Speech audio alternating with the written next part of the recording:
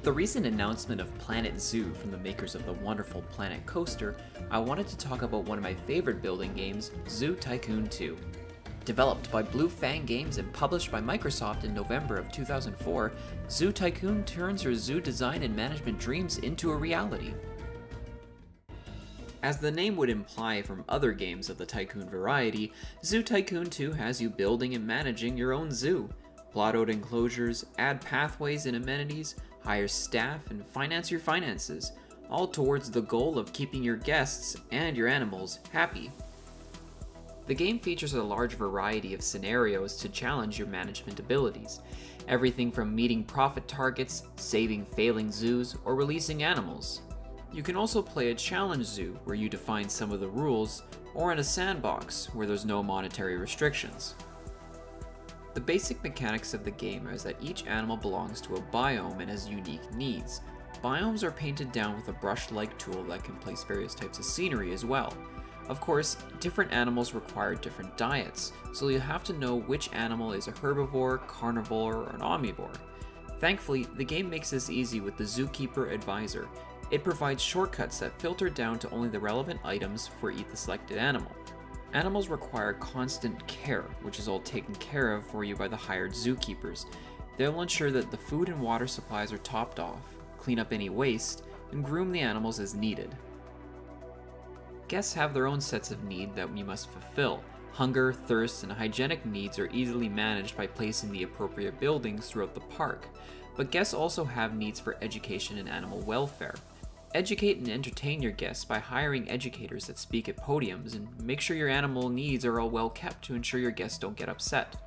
Guests also create garbage in the form of litter and overflowing garbage cans, so your maintenance workers will be there to help keep things clean within the park. With the guest view mode, you can zoom down to a first-person camera and play as a virtual zookeeper in the park.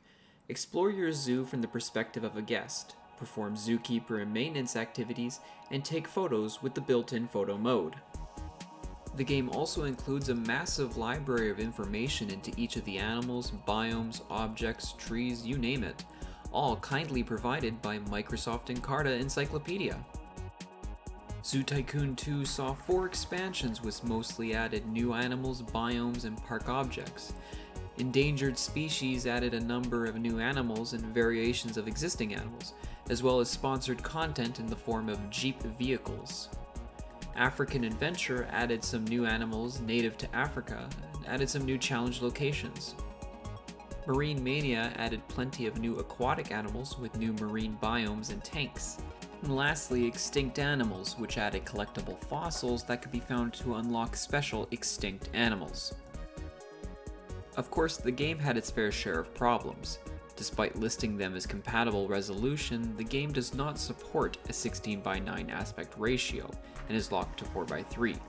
Keyboard controls cannot be remapped and differ in some ways from other games of this type at the time. My biggest annoyance is that you cannot fast forward time. In certain challenges, this ends up with just being a lot of wasted time for funds to roll in or ratings to go up.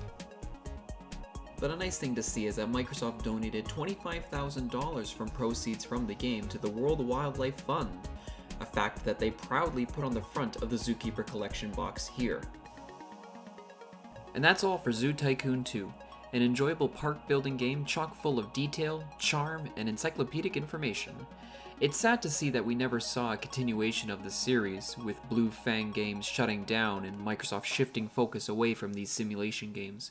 With Planet Zoo on the way, I look forward to seeing how Frontier does with this idea, and if it's anything like Planet Coaster, I have nothing but the highest expectations.